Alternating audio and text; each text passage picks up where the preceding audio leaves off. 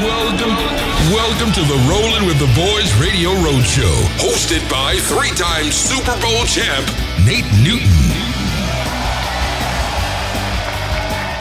No one gets you closer to the Cowboys.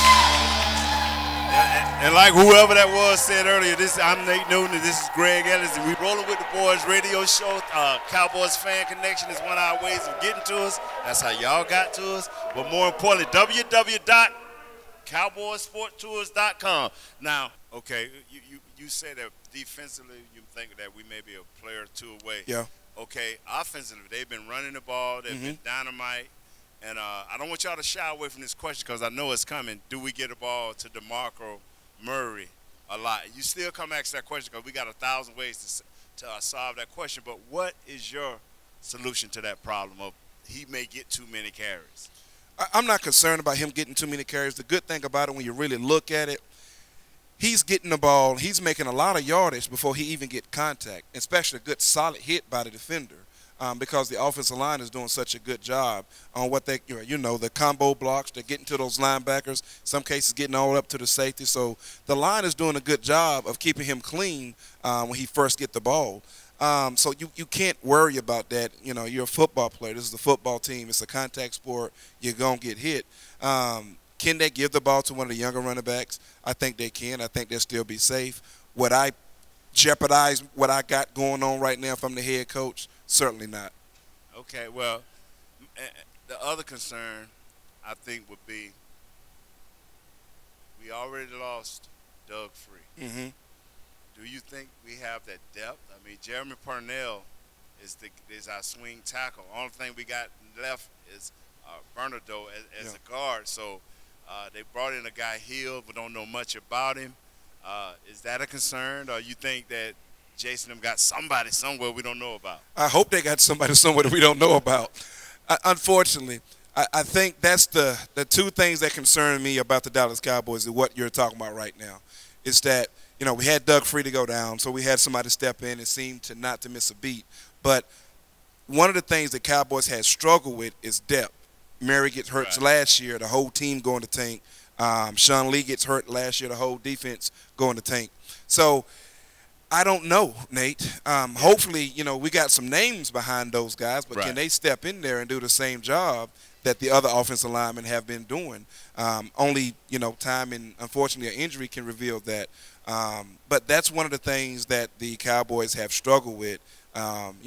New England, to me, has done a great job of making sure somebody comes out for injury. You can push another player in there, and you can keep the train rolling. The Cowboys, unfortunately, has been one of the teams that hadn't did that as well as they need to.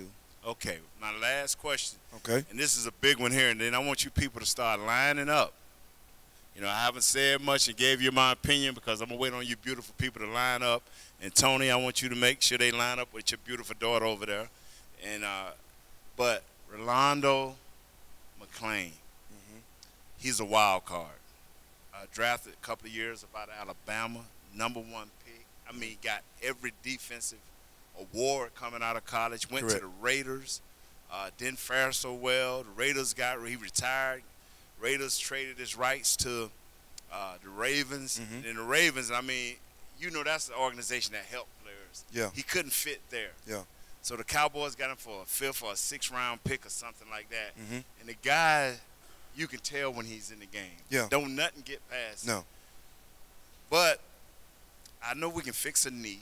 We can fix an Achilles heel. We can fix arms. Yeah. But when we start talking mentally, how far do you trust a guy like that? Well, you don't, especially when you start out.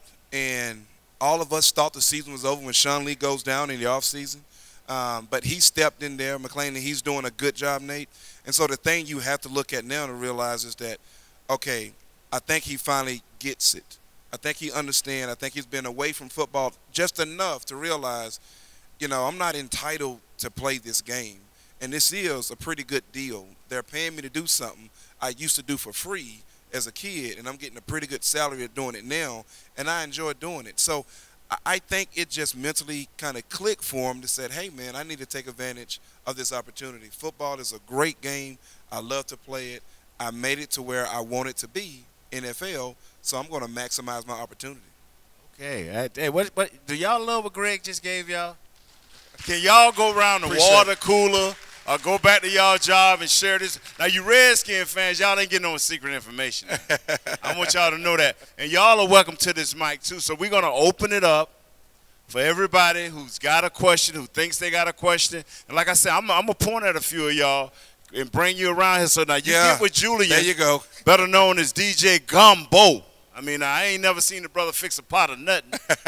But I'm hoping that he can do it. No. You keep your mic. Okay.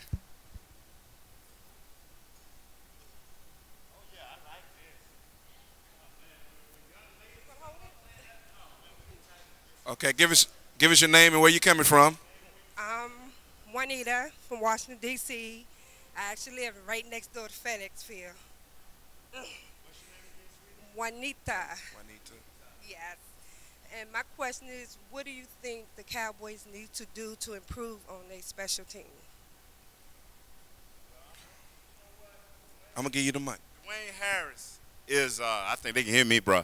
Dwayne Harris is a super special teams guy. And that's scary, you know, when he had the fumbles in back-to-back games. That's very, very scary. But just like DeMarco Murray went 500 and something carries before he started this little deal. Now, DeMarco Murray hasn't fumbled in the last 2 games. But going back to Dwayne Harris, he's a beast. And I talked to the special team coach, great man. I talked to him, and I said, what do you do when you're dealing with a player that has had 2 fumbles like that? He said, Nate, as valuable as it is to this team, we don't make it a mental issue. We go out and practice. We work on tugging, and that's what Rob Marinelli and his defense do. They're always trying to get turnovers. So we work on the tugging aspect of the game, of trying to get the ball out of his hand, and then we talk to him. Hey, pressure points. You know, we remind him right before he go out, be safe. We don't say don't fumble, because the first thing you do, now he ain't going to run nowhere. He's just going to call a fair catch. So we just tell him, be safe, stay on your pressure points, and we'll be all right. Our special teams have looked at bad at certain points, but they're going to fix that. These are fixable things that our special teams is going through. And I want to interject a little bit on it. We have a unique situation because of the kicker. And so he makes the special team dominant for he's concerned. And those other problems that you deal with, a lot of that is lane control, running out on a kickoff, punt return, getting in the right lane and all that kind of stuff. So those things are usually, you know, easy to correct once you look at the film. And like Nate said, the fumbling, you know, guys, they're hard on themselves, so nobody wants to fumble. And when it happens, believe me, I don't care if that player is looking like he's smiling or whatever, that dude is crying like a little baby inside. Trust me. Yes, ma'am. Thank you. Thank you, Juanita. All right, my man. Name and where you coming from? Terrence Mobley, Virginia Beach, Virginia. Okay. No, I'm no kin to Vic. Vic is from across the water. My question is, how often, Nate, do you get a chance to talk to the current offensive line, you know, with you being the person you are and with you being a 3-time Super Bowl champion? I'm sure you get a lot of respect over there. How often do you get a chance to, you know, put your input in, or you know, like with the new young guy Zach Martin, do you get to talk to him? He plays your position. I know you are over there quite often. So, well, you know, to be honest with you, I go to training camp every year, and I spend at least 2 weeks out there because I do a lot of things for the Cowboys. And personally, I don't. And like our left guard, I talked to him a little bit, and when he was a rookie, trying to get him ready because he was a free agent out of Memphis. So, you know, I talked to him. I talked, you know, to Ron O'Leary. So I talked to him a little bit 2 years ago. But he have great coaches. We have great coaches. And I think a lot of times, unless you see something that specifically that you can help them with, you stay out of the way because they got 900 people. We got 2 offensive line coaches trying to tell them what to do. You don't need a third. This year, the amazing thing is I talked to Tyrone Crawford, our 3 technique that plays over. He's a defensive player that plays over the guard's outside eye. I talked to him more because he coming off a Achilles heel injury, and I felt that he wasn't a 5 or a 7 technique, which is a defensive end. I felt he was a 3 technique. So when they did pass rush, I would go over and talk to him. Say, hey, do this, try this. You exploding right. Now you need to finish. And I told the coaches, and thank God it took them 3 games, but I told them, I said, don't play him at a 5. Play him at a 3 technique. Now in 3 games, he got over 16 pressures. And when he get that first sack, he gonna start a feeding frenzy that's gonna be in the, so I only talk to a player, be it an offense or defense player, if I see something specific that I like, or I see something that can help him go to the next level. Well, no, they can give him whatever. They can give him whatever numbers they want, as long as they win, bro. They can have 61, 12, 8. They can have Bob Lilly number 74. I don't care. Just win some game. I'm tired of this 8-8. Yeah.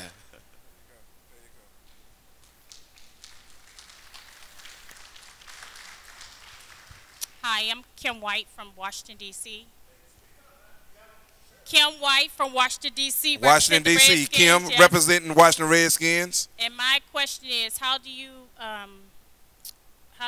plan on with Dallas, improving or just building their skills when it comes to playing the Redskins tomorrow? So, could you? I'm gonna let Nate give me the.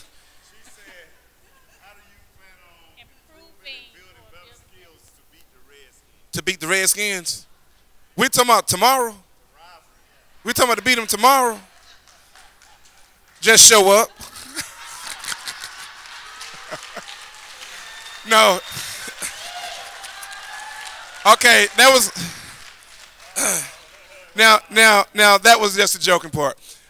Seriously though, McCoy, I think the quarterback from Texas, he's going to start tomorrow, correct?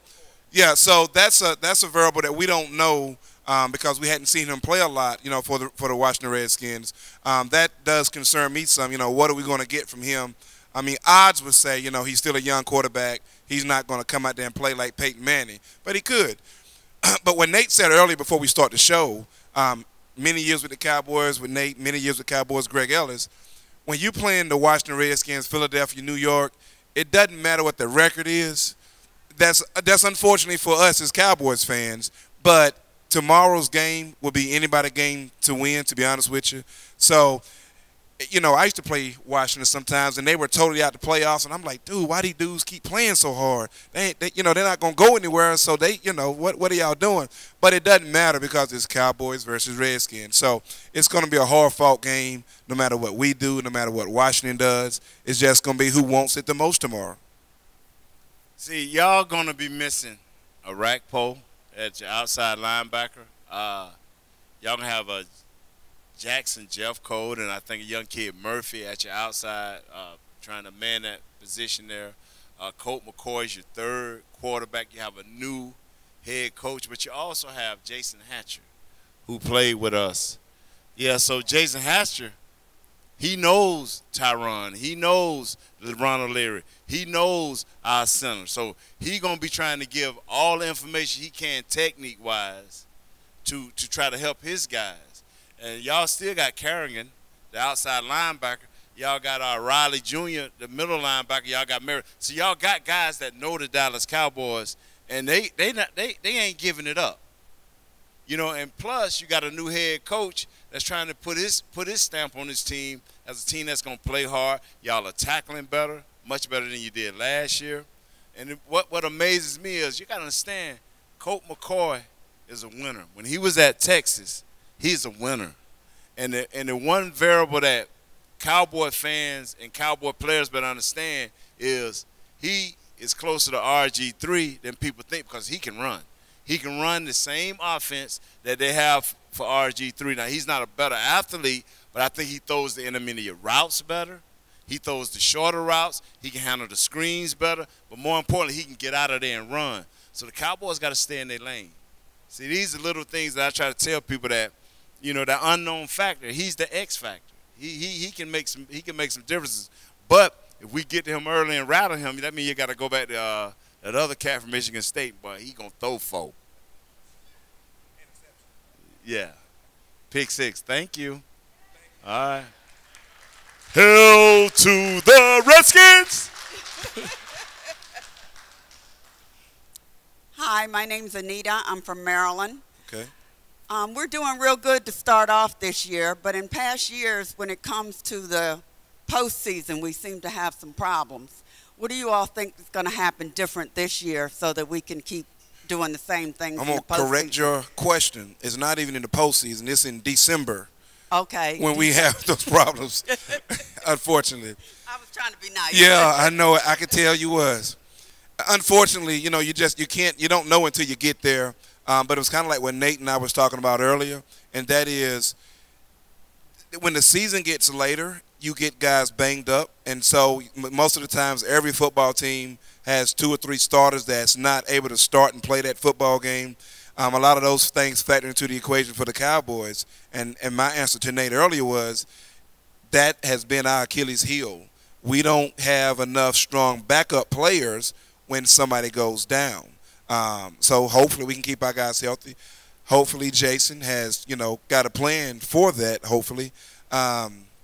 We don't know. But I would say this, the way the Cowboys are winning right now, 2007, we were on this kind of run as well. We finished up 13-3.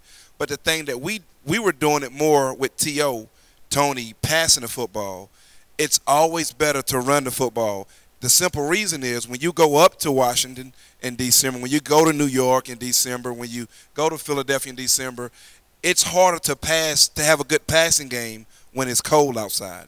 But it's easier to run the football. Still a lot of work, but you really want to run the football when the weather conditions are, when they're not 85 and sunny without rain and any of that kind of stuff. So I would say this, that is in the Cowboys' favor that we are running the ball better, and so hopefully when we go to December and go to those cold places to play, we can still maintain a good running game, and I think that'll help us out. I'm going to pass it over to the expert to get his opinion. If we are fortunate enough to get to the playoffs, I think it's what Greg says. Everything is based off our running attack. It helps our defense.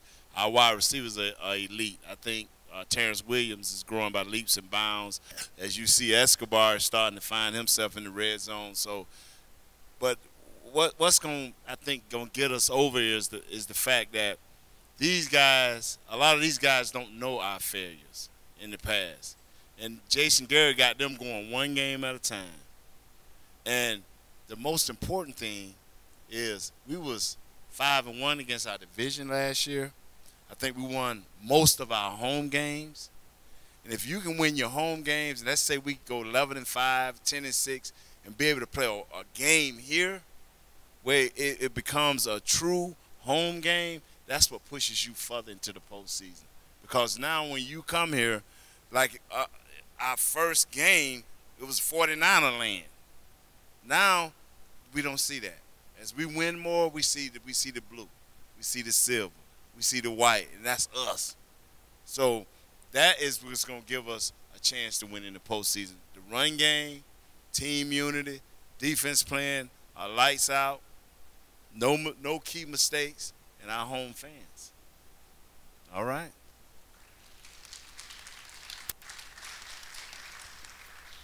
How you doing? My name is Ira. I'm from Hartford, Connecticut. And, it's some Cowboy fans up there. We don't all like the Patriots. But my question is mainly about Tony Romo. When you look at him and our offensive line and you compare him to Aikman and the offensive line that he had with you guys, do you feel like is Tony Romo capable of bringing the Cowboys to that level where they were in the 90s? I'm going to let Nate answer that. I heard last week somebody asked him something similar, and I like the kind of answer he gave, so I'm going to just let him handle that one. Yeah, he said it's up with Tony Romo in this offensive line versus Troy Aikman in our offensive line. Well, Tony Romo is a better athlete than Troy, but Troy was a better field general at this point. It's taken Tony a lot longer to have the consistent success that Troy had after his first 2 or 3 years. So, but I'm gonna tell you something. You know, we won't know how good this offensive line is until 4 or 5 years from now. But one thing we can hang our hat on is what they doing now is superb. And that's all we can judge them on. You know, I don't forget that, you know, when I first got here, the first thing, man, y'all think y'all ever be better than the 70s Cowboys? How do you answer that? You ain't won your first game. Your first 3 seasons go like 3-13, 1-15, 9-7. Wow, you ask me if we're going to win a Super Bowl? No, that don't happen that way. We can't judge these teams until they get in the postseason and win a game. Now you get excited. Now next year, this room is full. You know, you won't even get a chance to ask a question because this room be so full. Hundreds and hundreds of people, man. So what they have done, 7 100-yard games for their running back, you know, wow. I mean, Dez Bryant, you know, they tried to offer him, hey, man, we're going to give you, we're going to make you the 8th highest paid receiver in the league. He looked at him like, I don't think so. Let's try a top 5. So these guys feeling themselves. They feeling good. They doing the right things. More importantly, they ain't making mistakes at the wrong time. You know, teams get penalized, but it ain't so much the penalty, it's when you get it.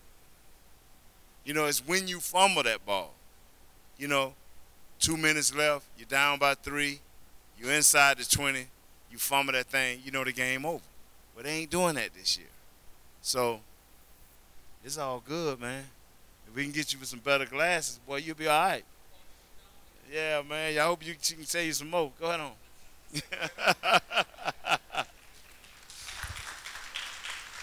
How you doing, guys? Robert Quintero, Floresville, Texas. You got to speak up.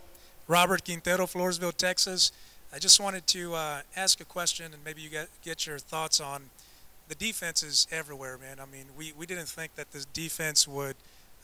We thought because of last year it wasn't doing too well. You know, I mean, it didn't do well. But this year it's different. I mean, you see them around the ball. Everybody's getting to it. And the thing is that Sean Lee, you know, he's out. Jason Hatcher left to our adversaries here. You know what I mean? But you know, we lost D. Ware. But can you share a little bit about how are they being focused? I mean, you know, you've got guys that are stepping up, that are expected to step up, and they have. And so, you know, we thought that, man, the defense is going to be horrible this year, but they proved us wrong. You know what I mean? So you know what? Can you share a little bit about that? when Sean Lee went down in the offseason, you know, and the defensive coaches probably won't tell you they did this, but they probably took about half the playbook and said, okay, we're not going to be able to do all that stuff because we had lost the quarterback of the defense. And that was really a blessing in disguise. You make it simple, and not to say the guys aren't smart, but when you make it simple, when you don't give them a lot of stuff to look at and say, if he does this, then you do that. You say, guys, look, put your hand on the ground, and as that ball moving, I need for you to be moving somewhere real fast and with a bad attitude. And that's what the defense is doing. I was on one of those defenses like that. We finished off very well, and people didn't expect for us to do good. I was on a defense.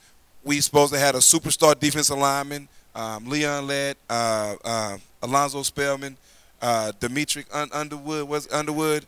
Yeah. but yet and still, all of us was basically like first round pick, you know, caliber players, and we sucked that year. The next year we come back and people didn't expect us to do anything. Mike Zimmerman simplified what we were doing. He said, guys, you know what? People say we're not going to do this, we're not going to do that. But one thing we're going to do, we're going to play our defense the way it's supposed to be. We're going to play good technique. We're going to get to where we're supposed to be, and I need you guys just to ride with me. And that's what I see this defense doing. It's not asking a lot of questions. It's just like, look, hit whatever moves and just ask questions when the game is over. Was I right or wrong, coach? And that's what they're doing. Now, I would say this, though. We do miss Jason Hatcher. And I say that because we miss the run game, we're holding our own. But still, the pass rush, I think he would have brought a lot to the pass rush.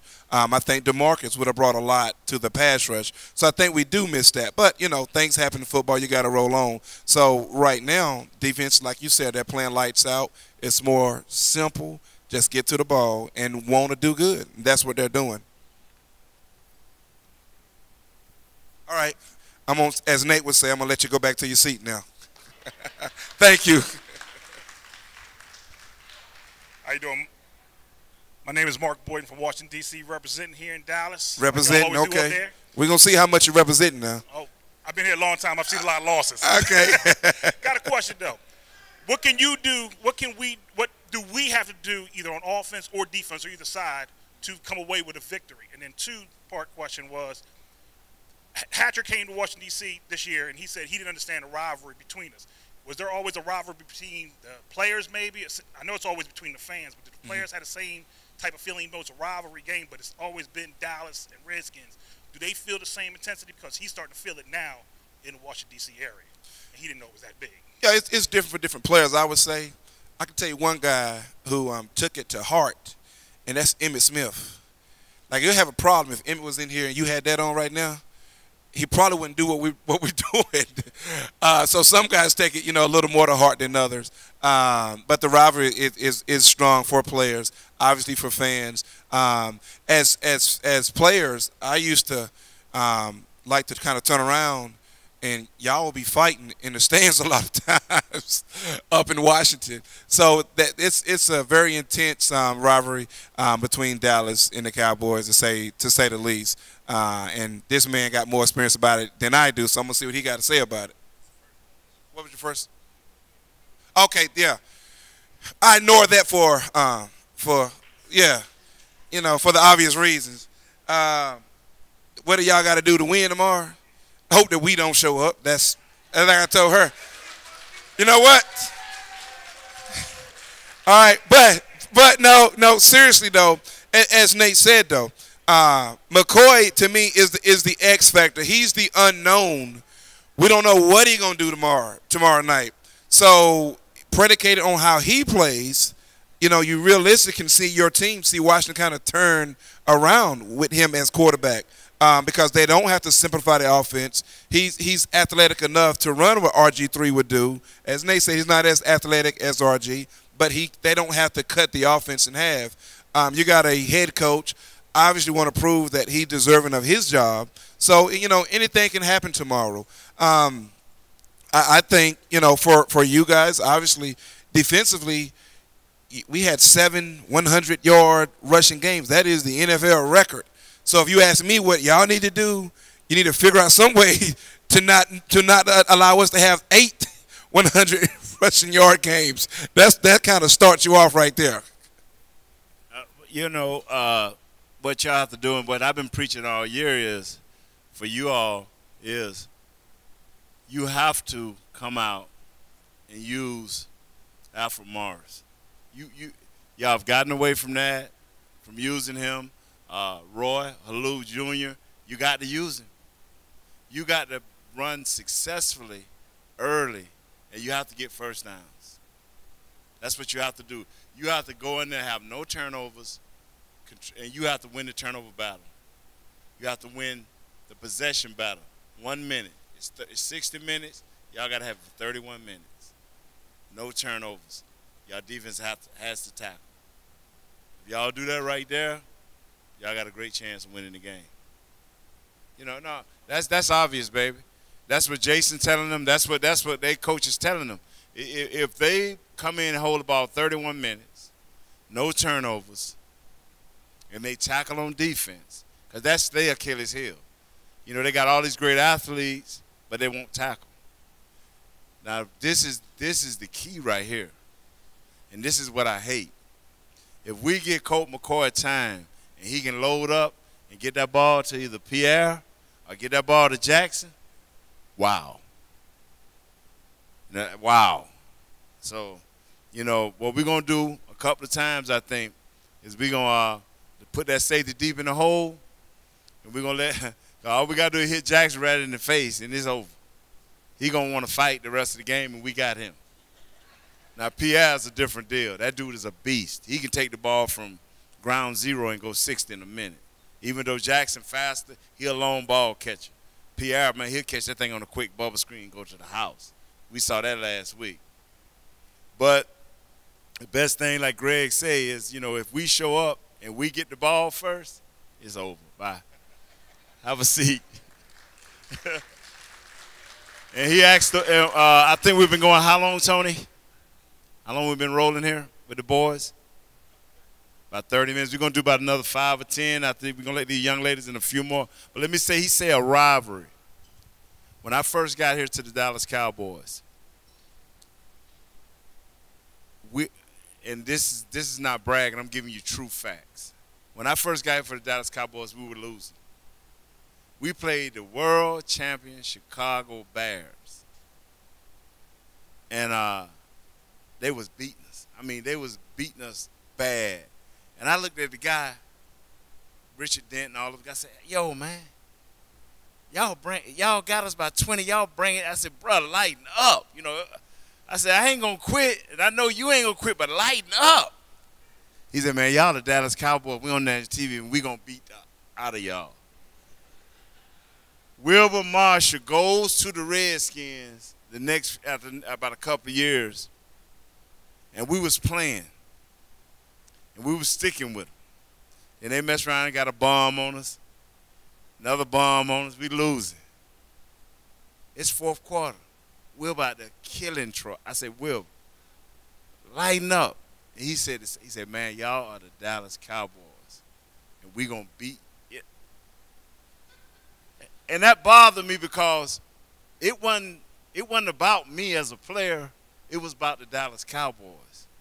And so when we started winning, the Redskins, the Giants, and back then the Cardinals, and Philadelphia, I hated them because I never forgot the thumpings they put on us. So when we got a chance to thump them back, you know we was trying to get them, right?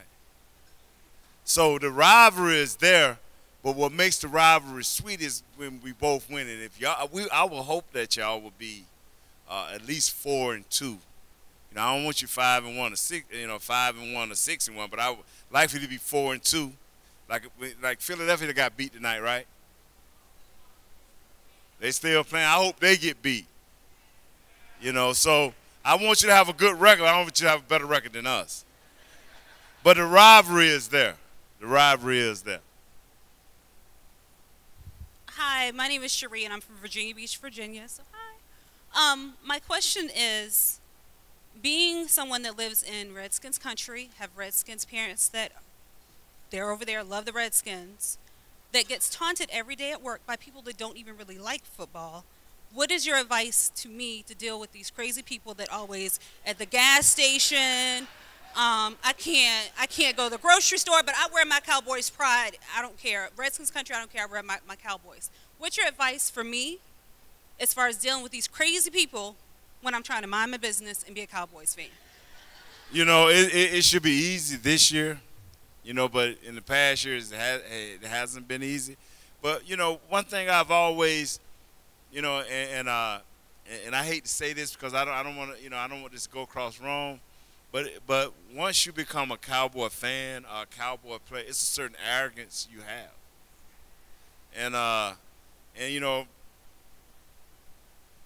I don't have to speak to the Redskin fans, but they cannot pass me without saying something to me. You let me know I'm important. You beat me last year, and you still got to say something to me? That should let you know how important you are.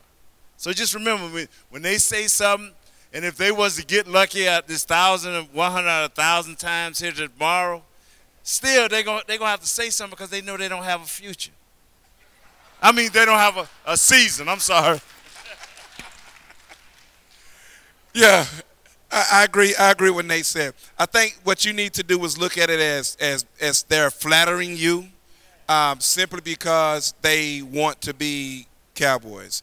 They realize the Cowboys are here. They're down here. We're in the same division. Why is it that the Cowboys are up here? And even more so, why is it for the last couple of years the Cowboys have been losing and the Cowboys are still up here? Why isn't Washington up there? So I think just receive it as a compliment that say, you know, when my kids, they have problems at school, somebody may be picking on them or something like that, and, you know, you tell them, hey, baby, they're just jealous of you. You tell them. They just jealous of you.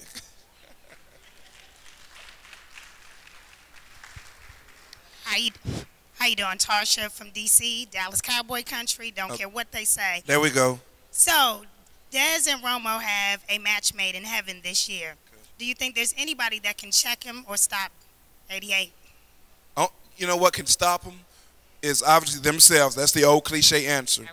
But what could stop them and what has stopped them last year is not having a running game. And so, but people got to realize, Dez, and I'll use Tony especially, Tony is doing so much better this year because the rest of the football team, they're doing what they need to do. Tony had, and people, you know, they kind of look and say, I see why Jerry paid Tony all that money. Nate, I can guarantee you, Nate, and anybody that really knows football already know why Jerry paid Tony all that money. He's a solid quarterback, and simply you needed to put the right pieces that was going to get something done. And now you got a good offensive line. They're running the football. Defense, you know, yeah, we want to do better. We want to get more sacks. But nevertheless, you know, they're not a weak link neither. So Dez and Tony, as long as the rest of the team continue to do what they do, then I think we'll be fine. I agree. Hey, we got one or two more questions, so we're going to listen up so we won't have that noise in the background. Yeah.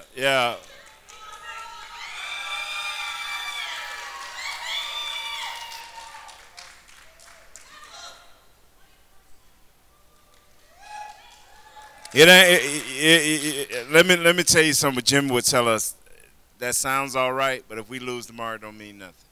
So let's stay focused on what we're doing here. Thank you. Now, what was your question again, young lady, before they rudely interrupt us?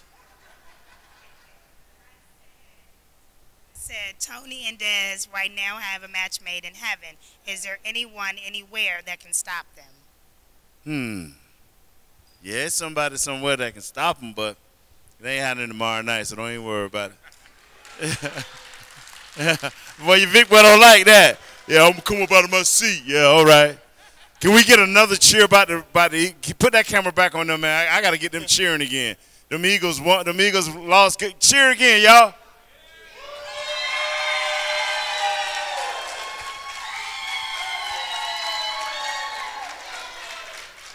Hey, Redskin fans, don't y'all cheer. Thank you, Tony. I tried to act like I wasn't excited, but hey. I tried to act like I was Jimmy, but yeah, man, that's some great victory. Come on, sir. You our last question here because I know y'all need to get other things done, but come on here, sir. Come on here, man. My name is Eric. I'm from Richmond, Virginia. You who? Richmond, Virginia. What's your name? Eric. Ernest. I thought you said Irvin. I'm like, man, I don't like no kid in the mic of Irvin. Eric. Okay. Eric. Okay, Eric. Okay. It's Eric. My ear's bad. All right, my question is, whenever time we get a lead, why do the offense relax? And why also does defense go into these prevent defenses once we get the lead? Why we stop attacking the other teams? You know what? It may seem that way offensively, and sometimes if we have a lot of points, you know, they do kind of pull back, and I've never liked that. You know, the prevent defense, man, I hate that.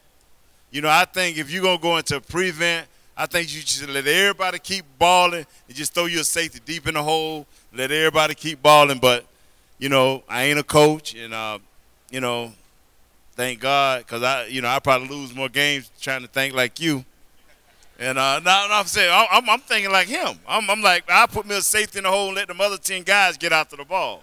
You know, and I keep, you know, if I got you down, that's what Jimmy did. We got you down, man. Like, perfect example, New England Patriots. They dropped a bomb today. They don't care. They trying to take your head off, and that's what I'm about too. I agree with what Nate said. You know, when the Cowboys are up, it seems like, you know, why we're going to go into a prevent defense. Sometimes it's just human nature to say, okay, we did enough. Let's just sneak on out here with this victory.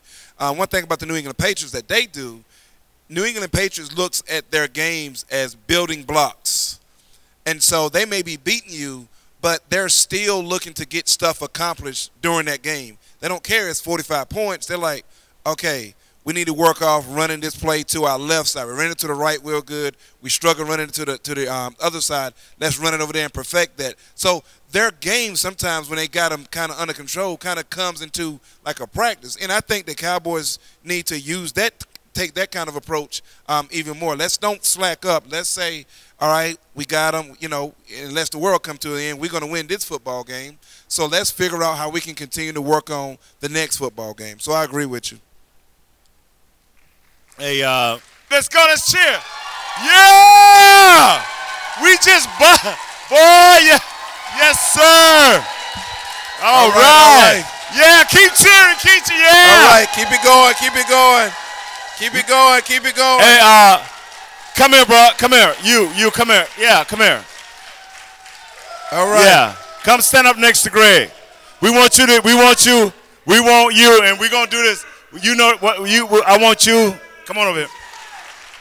I'm the type of guy, and Greg type of guy. We don't worry about what the other team doing. We know that the Cowboys have to take care of their business tomorrow. But I've learned that you do have to take a peek at the other guy. And we as fans, we are allowed to take a peek.